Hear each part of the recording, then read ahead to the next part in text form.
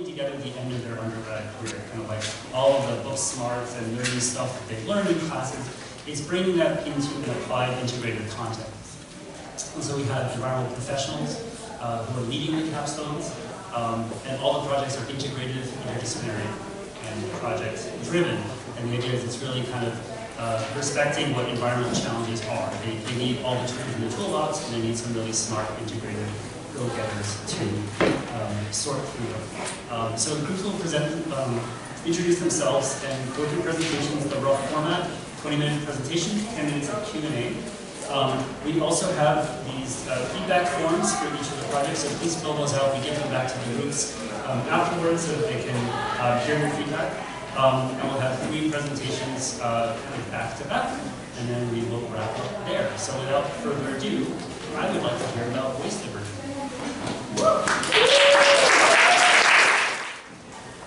So hello and welcome. Our group has been working on improving the waste management system at NYU. My name is Patricio. My name is Marina.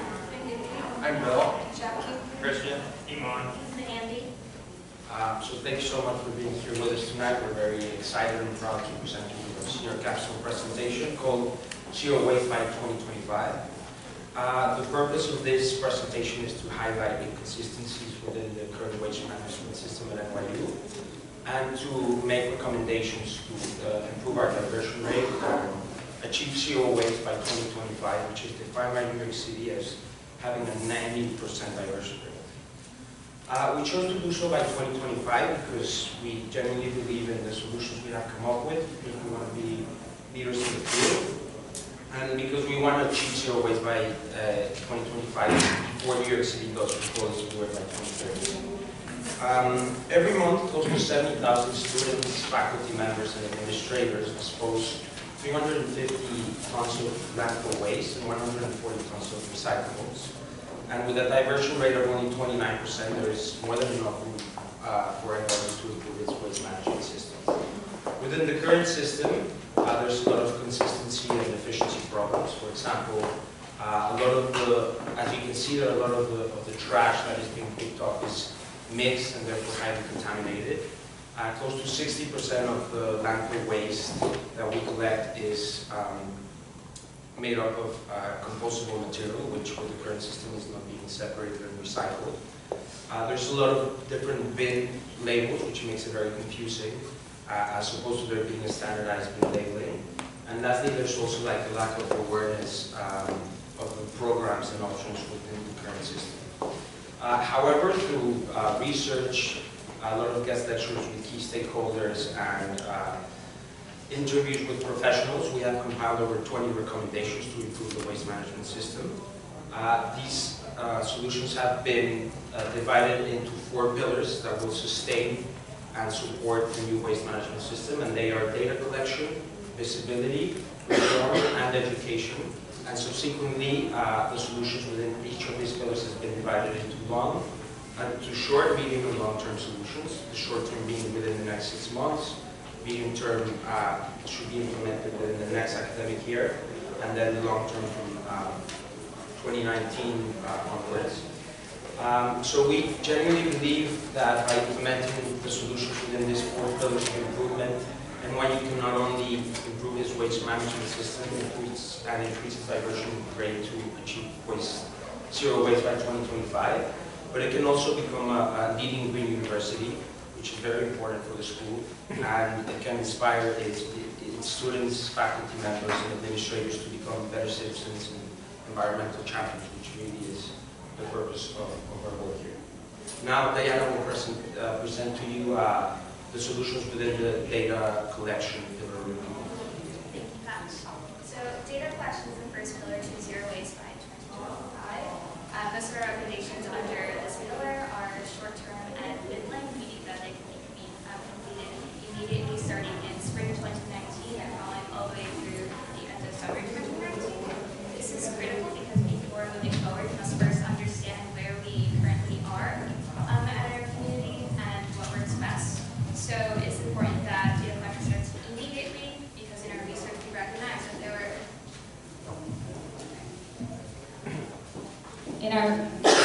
in our research, we recognized that there were a lot of gaps in the information that was available to us. So I'll start with the short-term recommendations. So our first recommendation is to collect data at the agreed and applicable move-out at the end of every academic year in May. And as you can see from this chart, we collect the most amount of waste during the month of May. So we need to determine what items are being thrown away during the month of May so that the university can purchase and so that the university can supply these items rather than students purchase and throw them out every year. Like mirrors, for example. Our second recommendation. Our second recommendation is to run a pilot study in the Silver Center testing different bins and lids. So people respond differently to different bins and lids designs. So we need to see what works best at NYU and what promotes recycling. So the main variables that we're interested in are lids or no lids, color-coding bins, and even twin bin systems, meaning that recycling bins and landfill bins are physically attached to one another. The next recommendation is another pilot study, but this time with printing and in administrative offices. So this has the end goal of reducing the amount of paper that we purchase for the university and also reducing paper waste. So the NYU IT Center already collects this, already monitors printing from anyone connected to the NYU network. This means anyone using an NYU computer, NYU ID card, and of that sort. So we're suggesting something as simple as sending out messages to people to print the most at the end of every month in office spaces. Another thing with the printing pilot study is to centralize the printing of the printers in office spaces.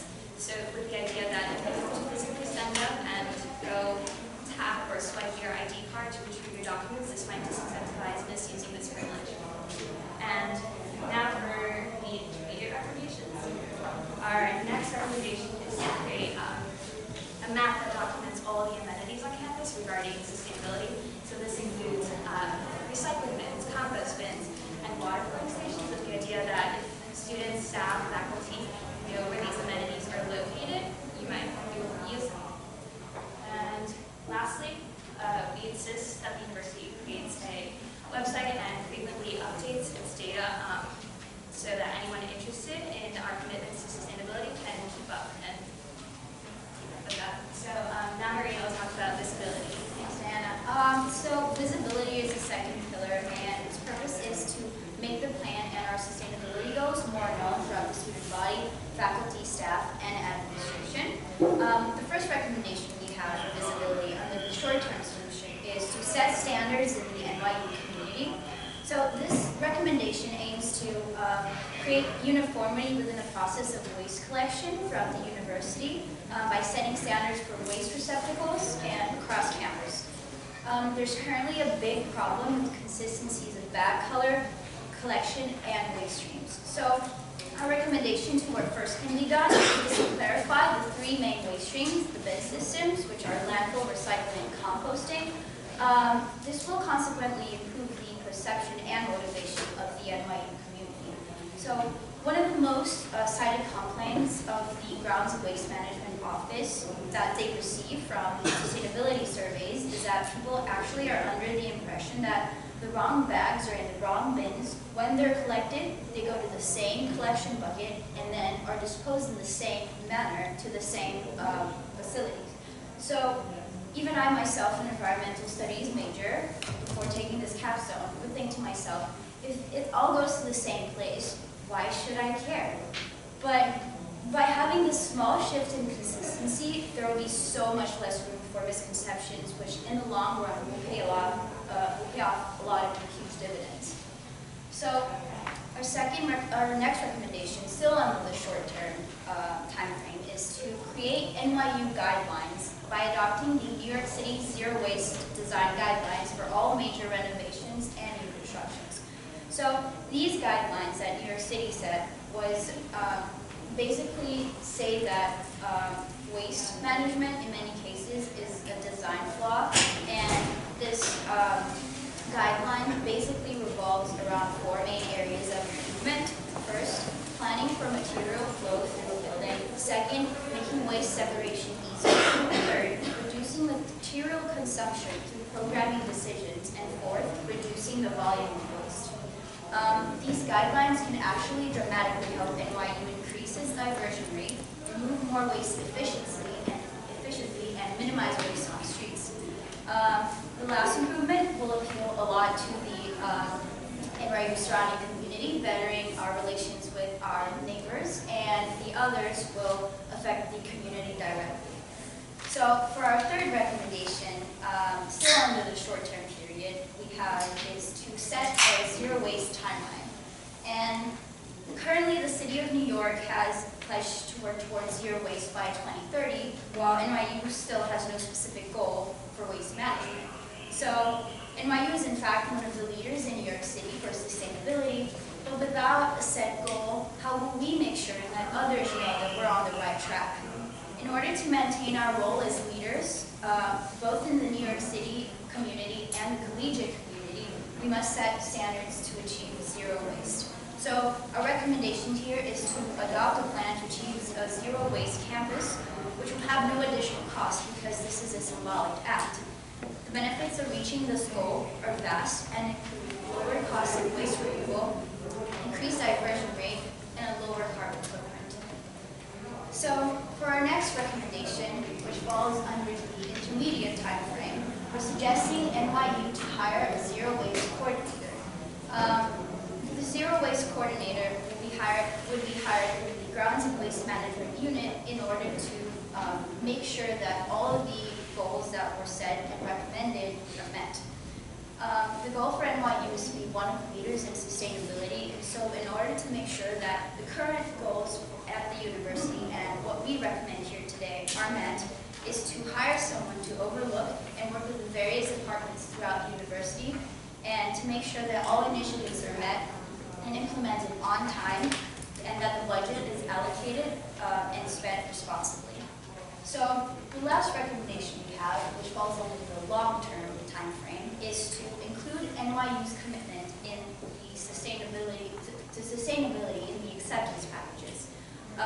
So the 2018 Princeton Review Annual College and Hopes and Worries surveys revealed that actually 66% of students stated their interest in attending a green university and explained that they would actually like to have information about a college's commitment to the environment and that it actually might impact their decision to apply to a school or even to attend a school. Also, 24% of students admitted that the university's green rating would contribute to their decision to go to a school. NYU currently has no website or no indication to that, so a better way to start than by placing our commitment in acceptance packages.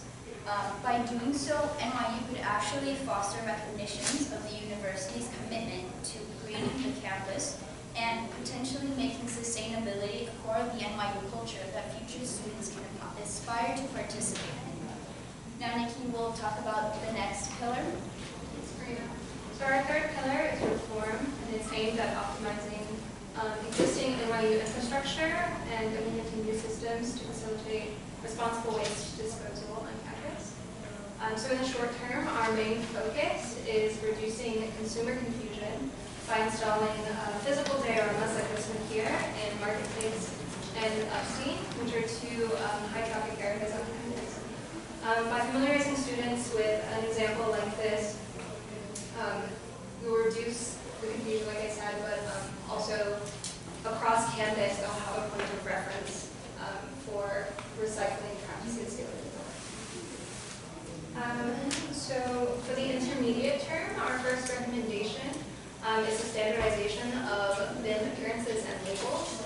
Again, these are steps to increase the consumer confusion.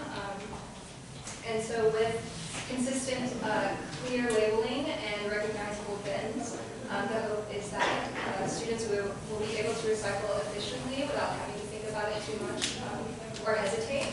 And they'll be aided by further information, like clear instructions on the proper recycling methods provided by previous recommendations in our report. So the next intermediate term recommendation is to centralize bins in academic and office spaces.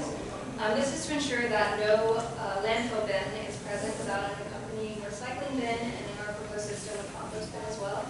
These are just some some examples of unlabeled bins or inconsistent bins that may be confusing with labeling that's kind of small. So it's all to kind of reduce that hesitation that happens when you approach a bin and you're not very familiar with recycling. So our third recommendation would be to set up more compost collection on campus. This is clearly to divert more organic waste from our waste stream. As Patch said, 60% of the landfill currently produced at NYU is actually compostable. Here's an example from a waste study that was done. A lot of it is paper, clearly compostable. And this picture, as well as the 60%, was found in an October 2018 waste characterization study done by the Grounds and Waste Management Office. So it's just clear that compost would be a really good idea. So related to that, the first long-term recommendation that we have seeks to support compost collection on campus. So we propose that NYU purchase and mandate more cardboard balers on campus. This would facilitate tidy and easy storage of cardboard that would free up more space for composting equipment like this in loading docks that NYU already has. So once that is done, we propose that NYU buy an anaerobic digester. This would be able to process some of the compost generated on site, which would enable the grounds to locally source compost they use. And these machines also produce renewable energy in the form of biogas, methane specifically, that can be used as a small power source if need be. So our last long-term recommendation seeks to reduce the amount of waste generated around move-out. So going off of the data collected for the previous recommendation, we propose that NYU procure a few essential dorm goods such as wall mirrors, microwaves, and storage bins that can be installed and implemented in dorms and reused year after year instead of the current system of lots of gently used goods being thrown out at the end of every academic year. Next, Bill will present the education. Thanks, Nikki. So our fourth pillar is education. And this provides both a unique challenge and opportunity in the university setting because our largest population is the student body. However, through education, we not only can inform the students, but lead to behavioral changes within the student body. And within the short term, we have several opportunities to either build on existing programs or create new programs to educate our student population. For example, we can expand the Meal to Go program on campus. Since 2010, NYU has had a program in which students can bring clean, reusable containers and exchange them for new reusable containers. In order to ensure that students are taking full advantage of this program, we would want to ensure that the freshmen and new students at the university are educated about this through either residents, RAs, or through eco-reps. Furthermore, we would want to centralize pickup and drop-off locations on both the Brooklyn and New York and Manhattan campuses. In addition to this, we would also want to expand Welcome Week orientation to include sustainability initiatives. We would include a 1-hour informational session on proper waste management strategies. This would provide new students with a base level of understanding of sustainability and waste management issues.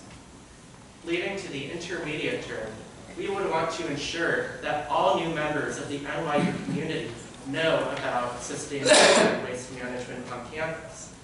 So upon joining the NYU community, all new students and staff would have to take an NYU waste management module, or IWAST, similar to our current alcohol EDU program. This would expose people to the consequences of poor waste management. And furthermore, it could expose them to opportunities for growth that NYU is pursuing. In the long term, we would want to ensure that NYU is truly promoting sustainability into its academic life. And in order to do this, we would want to take a whole of university approach in order to break down silos between the Office of Sustainability, academic life, and research. And we would do this by creating a core class dedicated to sustainability and waste management issues. This has already been recommended by the Provost's Sustainability Working Group. Not only would this ensure that we create a collaborative space for various parts of the university, but we would ensure that every student on campus has access to it. Furthermore, this would establish NYU as a leading global sustainable university. Now, Christian, conclusion. Thank you. These 4 pillars are the foundations of a greener NYU. Sustainability is one of the leading issues of our time, and as a top university in the world, it's our responsibility to lead the battle against climate change. By following these recommendations, NYU would be able to achieve our goal of zero waste by 2025 and to become a pioneer in sustainability among urban campuses. We recognize that some of our recommendations may be costly, but we are confident that the benefits will be endless. As an example, balers and anaerobic digesters do not come cheap, but ultimately NYU would be able to save more money after just a few years of using them. NYU would be able to NYU would require fewer hauling trucks on campus every day for waste pickup. Waste would take up less space on campus, and more of it could be stored in baling spaces as opposed to on the street. So NYU would save money, our spaces would look nicer, and we would produce fewer greenhouse gas emissions. And this is just one of our recommendations. All of our recommendations together are designed to benefit the entire NYU community, financially, aesthetically, environmentally, and educationally. NYU prides itself in being a university where social change is of utmost importance. And President Hamilton has even stated his commitment to making NYU the greenest urban campus in the nation. So let's lead. Let's lead that movement.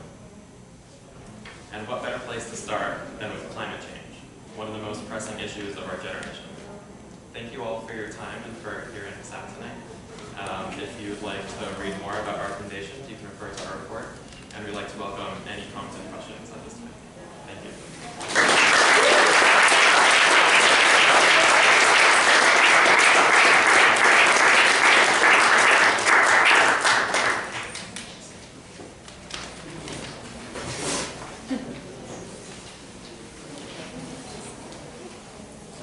So you may have said this and I missed it along the way. I know you had a percentage of how much waste is actually recycled now versus goes into landfill. And the goal for that you set for your group is, tell me again, what a date to hit 0, or did you have a different percentage in mind? Is it 0 by 2025? Is that what you think you can do with all these recommendations? Yes, the goal is to reach zero waste by 2025, and that would be 90% diversion rate as defined by New York City. And then in regards to the diversion rate currently, it's less than a third of our waste is being diverted currently today.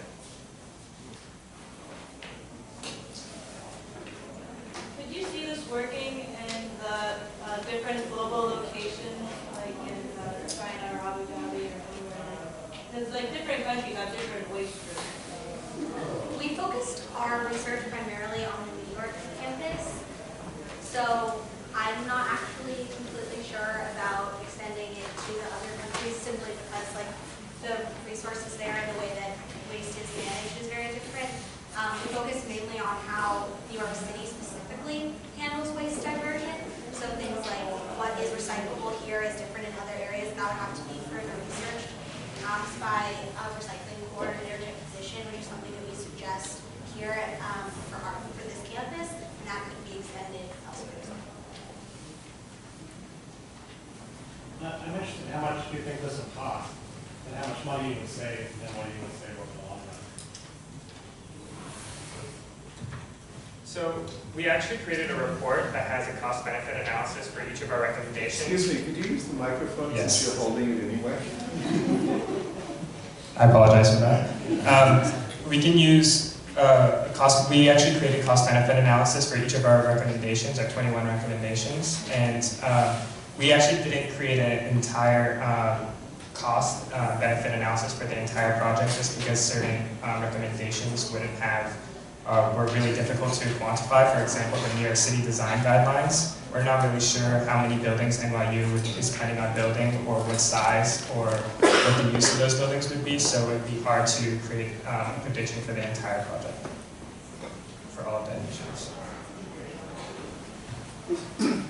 Is there any thought to working with students from other universities in the area? Because I mean, I think if you told them your ideas and you got some feedback, maybe they might be already doing stuff that, and you could work together too. So in our research, we looked at a lot of other universities across the country, how they're handling waste, and a lot of other urban campuses as well. NYU has a pretty unique situation in that it is such a large size. So a lot of the things that we focused on are very internalized, and we deal with private hauling companies that are different between our school and other schools, but that is definitely a point of the future that I think could happen possibly in the medium or long run. But initially, I think the points of kind of gathering our community around sustainability and an understanding of waste is really important, because we don't have that full grounded understanding of where our waste is going yet.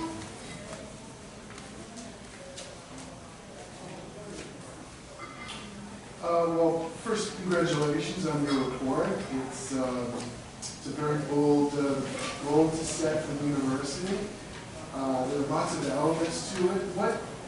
What would you say, independent of cost, what would you say is the most difficult part of this to implement? Sure. So I think our most bold recommendation was to set up compost collection campus-wide.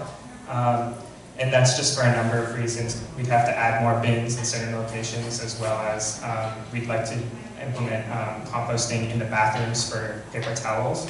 And then on top of that, it's just understanding where are we going to put this compost. Are we going to store it on campus? Are we going to need additional hauling fees to move this stuff off of campus? So I think compost collection would be our most bold recommendation.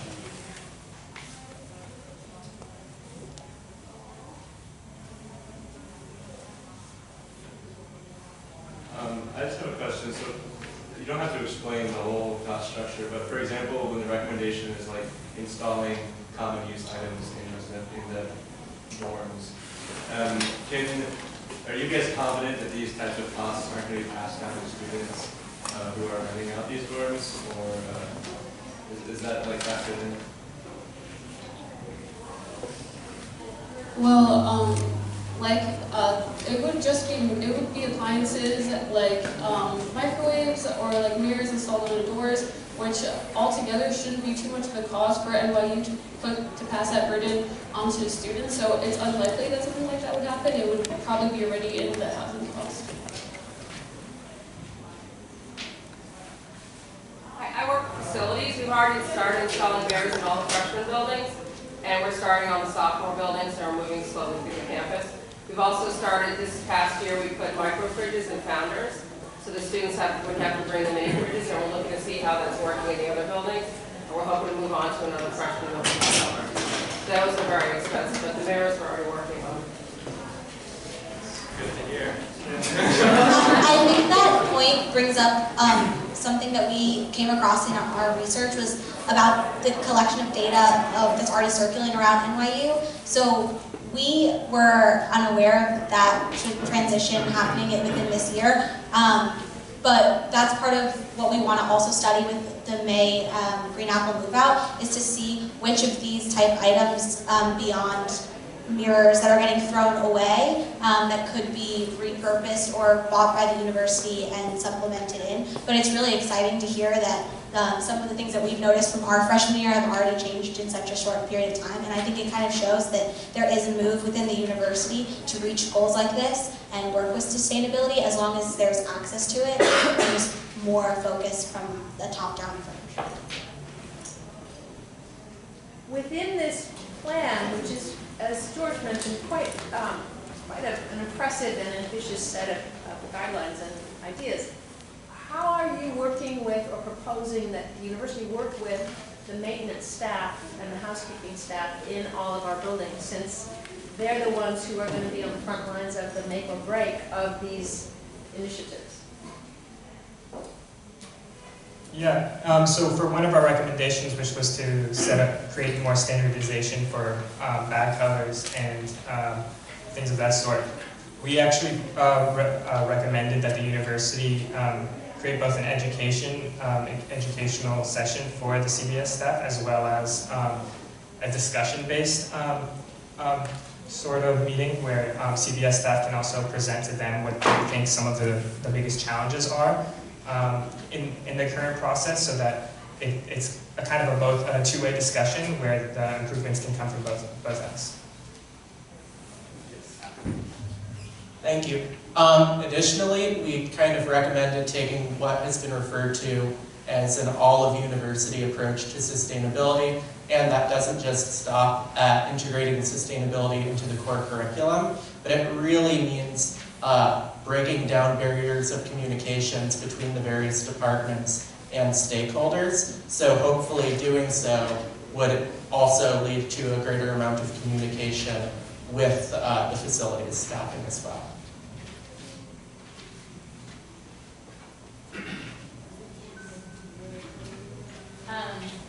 Thank you guys, that was great.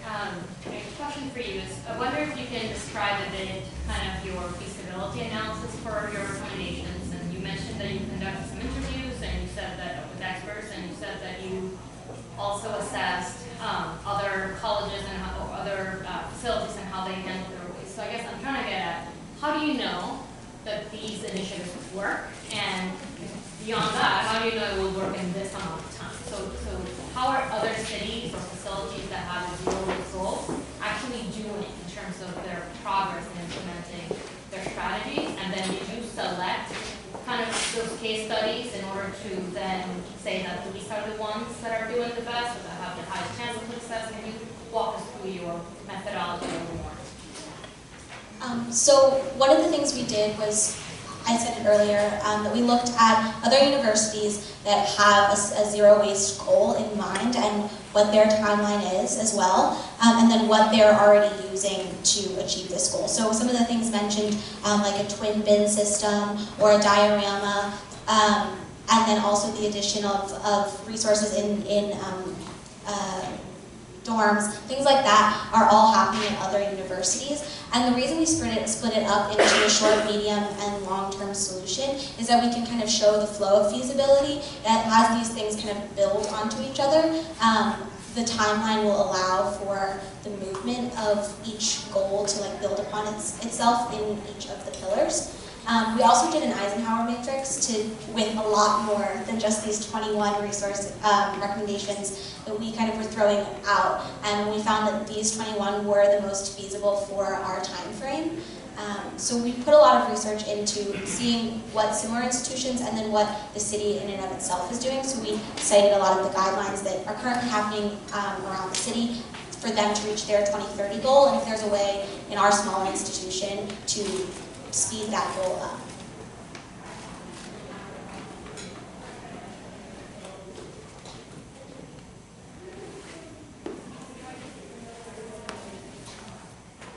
So you didn't specifically mention this in the presentation. I'm not sure if maybe you talked about it in your report or didn't choose solutions that focused on reducing consumption, as a lot of recycled material end up in landfills, even if have a high diversion rate. Are there any recommendations either you looked at or that you implemented into different ones of your existing recommendations that focus on reducing the consumption of specifically non-recyclable materials or plastics?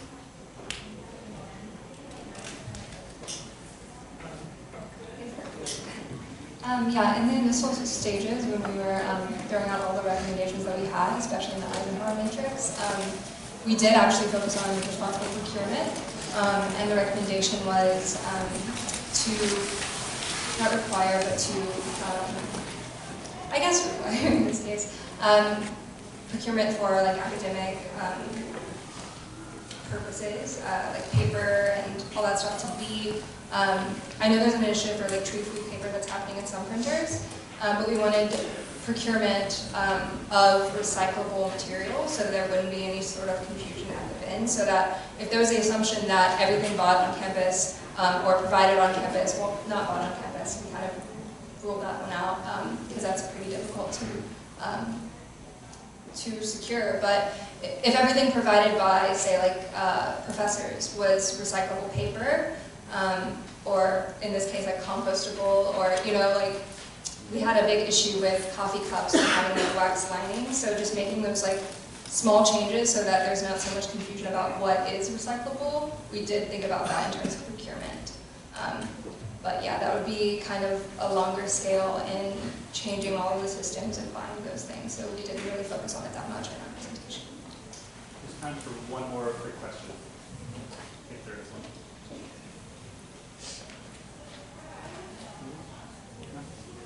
Thank you guys.